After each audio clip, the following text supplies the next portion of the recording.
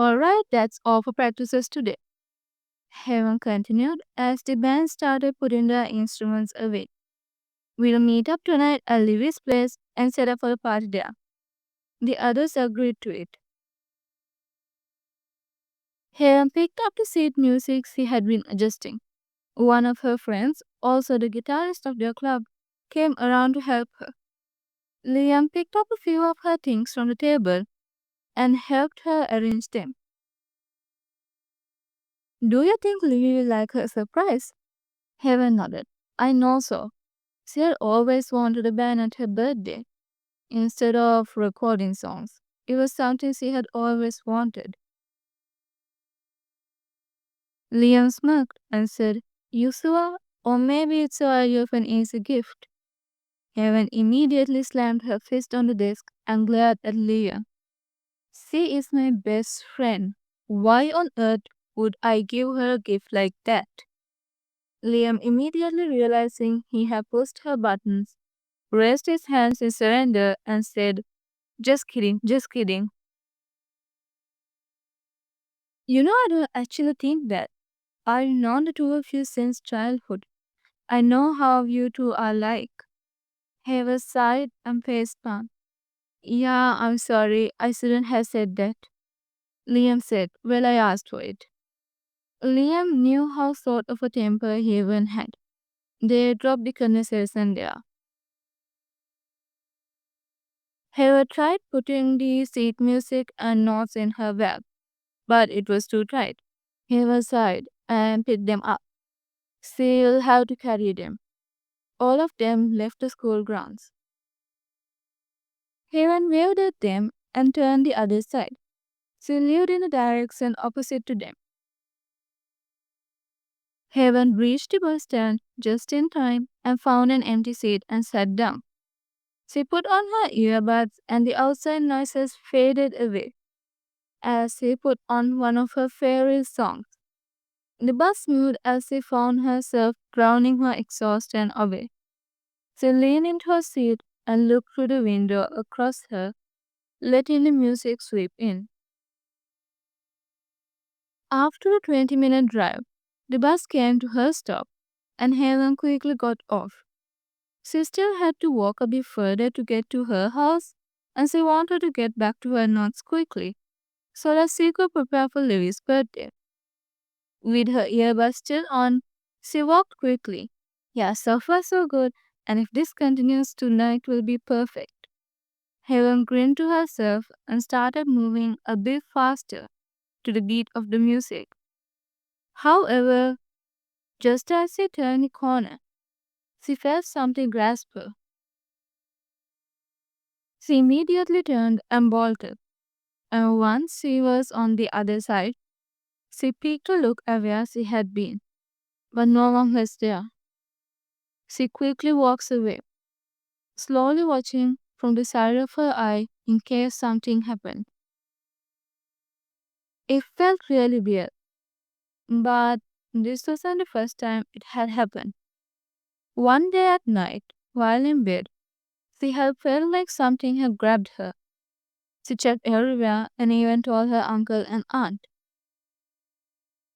But they found nothing. Then one morning during class, the same thing happened. Only this time, the grass came from the floor, as if through it. Haven tried not thinking about it too much, believing it was just her mind playing tricks. When she got home, she immediately opened the gate and rushed inside. She wanted to start on the north soon. Her uncle and aunt were probably out.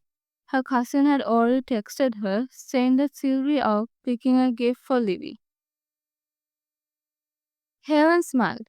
See, her cousin Nora, Liam, and Livy had been childhood friends and had practically been glued to each other. After changing, she went outside to the backyard and sat on the bench. Despite already knowing the outcome, Haven found herself slowly grasp her phone and scroll through the notifications, and as expected, found no messages from her parents. Haven sighed softly. It's been almost 3 weeks since they had even sent a message to her.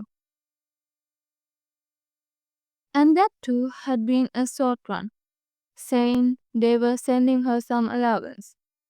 She wondered if her parents even thought about her once during the day. Maybe they were busy and they didn't have any free time. Her mind supplied, as if trying to ease her. Heaven knew there was a lie. Work or not, they only call or text her when it mattered to them and their work. It's been like that since the time she could remember. She shook her head. Now's not the time for these thoughts. You need to prepare for Livy's party. She mentally picked herself up and went through the stack of notes, searching for the sheet music. And she couldn't find it. Heaven immediately went back through the notes. It wasn't there. Her heart started to race. It had to be there. There was no way she could lose it. But she realized just how careless she had been. She had been so focused on her thoughts and music that she hadn't even glanced at the notes in her hands throughout the journey until she was home. Heaven's chest raised. No, she couldn't lose it. She immediately got up and started racing around the garden. Where could the seat have fallen? Please don't let it be in the bus. She had no way of getting it from there. Haven tried to calm herself down. She thought of going back and retracing the route at least from her stop. If the seat wasn't there, all she could do was jot down what she could remember. Haven ran through the gates and outside and tried retracing her steps. It was a 10-minute walk from the stop to the house, and Haven wanted to cover up everywhere she had been. She searched the area for a while, but the seat was nowhere to be found. Haven groaned. This was not happening. Just when she thought everything would be perfect. She decides to give it another try. But before that, decides to text home, telling them that she'll be late, only to realize her phone was still at her house. She had been too worried and had rushed out without it. Haven groaned. Well, there's no way I'm going back to get it now. I still need to find the notes. She searched all the nooks and crannies, and even the rubbish bins, almost falling into one of them thinking she saw it at the bottom. Some stranger who had been walking her dog had quickly walked away after seeing that. But to no avail, the sheet music was nowhere to be found. Haven was getting really agitated. She had no idea what she would do if she couldn't find the note.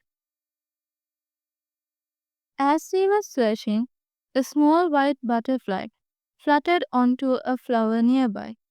Haven didn't even notice it. The butterfly fluttered there for a while before finally flying right in front of Haven's face. Haven tried swatting it away, but the butterfly dodged. It then lets out a soft glow illuminating itself.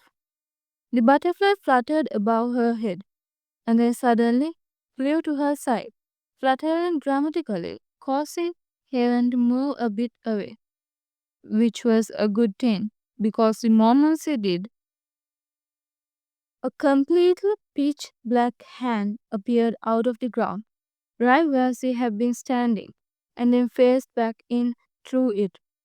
Haven immediately bolted out of there. Once she was a distance away, she stopped for a while and tried to calm her breath. That was the first time she had ever actually seen what had tried to grab her. Earlier on, she could always make her mind think it was just a trick or an illusion. But now she knew something was definitely there. But what she was more worried of was whether the hand would come back again. The butterfly seemed to have followed her, and it fluttered in front of her. Haven was so confused. Did this butterfly know it was going to happen? And why is it glowing? Said creature, still glowing, fluttered around her for a bit more before flying off, and Heva found herself instinctively drawn to it, and she had a lot of questions too. Heaven immediately started running after it. She followed the glowing insect for a while until she came to the forest drawn into the town. The butterfly enters, and Heaven, after making a quick decision, follows through. She was wondering why she wanted to follow the butterfly so much. It just appeared out of nowhere, and wasn't she supposed to be finding the missing seed?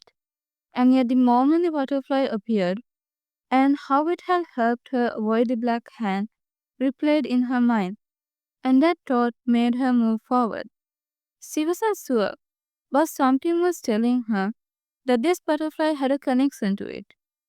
Suddenly, though, she stopped saying things. Wait, am I being one of those stupid people in horror movies? She shook the worry off, telling herself that nothing would happen. But it did. That minute of inattention was enough for the butterfly, and now she couldn't see it. Heaven looked around hurriedly, but it was like it had vanished. She tried to find the path she came from, but all of them looked the same. It was official. She was lost. Great, I lose my seat music and now I lose my directions. Everything looked the same. For a few hopeless minutes, she tried to find a way back. Then, she got an idea. A reckless one, but still an idea.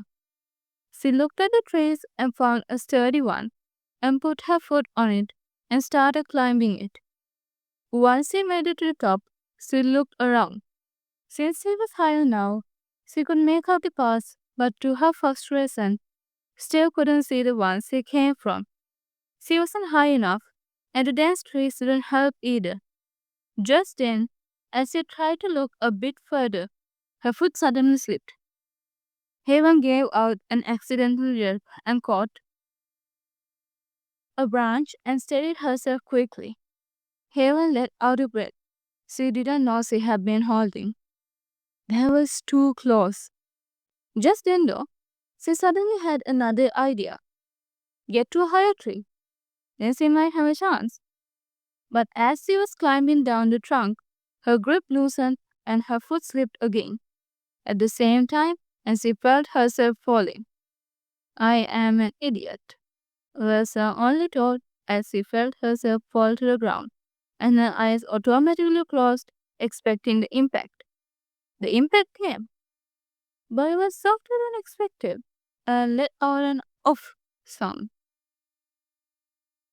As she laid there on the ground, she realized something.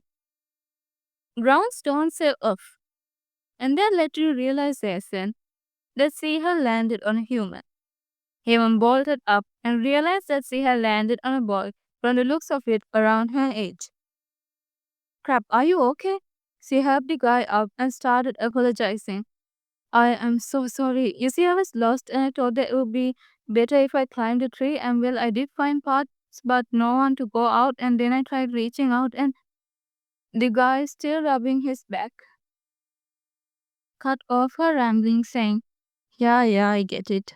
Helen heard him mutter to himself, I think my back won't see tomorrow how it's going. Just as she was about to talk to him more, some rustling came from the nearby bushes, and both immediately tensed up and looked at that side. More rustling occurred, and two figures came out of it. One guy and a girl, also appearing to be around her age. The girl had a hand helping the guy stand, and Haven noticed he wasn't putting any effort on one leg. Did he hurt it? Haven thought. Before she could probe, the guy suddenly looked at the one next to her and asked, we go to the same school, right? I think I bumped into you in the morning. It seemed to have clicked to the other guy, and he said, oh yeah, we did, and cued a silence. The girl seemed to be wondering what to do from her expression, and Haven decided to ask, are all of you guys lost too? The other two looked at her. then at each other, and the guy next to her said, "Apparently, yes." Heaven then asked the other guy, "Did you hurt your leg?" The guy nodded and said, "Yeah, I twisted it after tumbling off a slope." The four of them looked at one another. What is this novel-using conversation? Heaven's mind screamed. The guy next to her seemed to have actually read her mind and said, "It's getting dark now. We should probably try to find a way out." Heaven mutters to herself, "That's what I was trying to do." The guy seemed to have heard that. "I'm pretty sure the only thing you did was fall on me and break my back." The girl said, "So that was the noise we heard." However, Heaven didn't acknowledge what she said and turned back to the guy. "Well, excuse me for trying to find a way out. I wouldn't even be here if it weren't for a stupid butterfly." The words left her mouth before she could stop herself. Heaven winced. That must have sounded weird. As expected, the tree blinked, and the girl shared a look with the other boy before saying, "If I may ask, but did you also follow a glowing white butterfly here?" Heaven looked at the two in surprise, mainly at the "also" part. She asked, "You guys too?" They nodded, and then all three of them looked at the other guy, and the guy sighed and said, "Same here." So they were all here, lost because of a white butterfly. That was too much of a coincidence. Hema said, "Well, nice to meet you, I guess. Although this is probably not the best place to meet. I'm Heaven." The guy next to her muttered, "Eden," and the other two said, "S and Mia."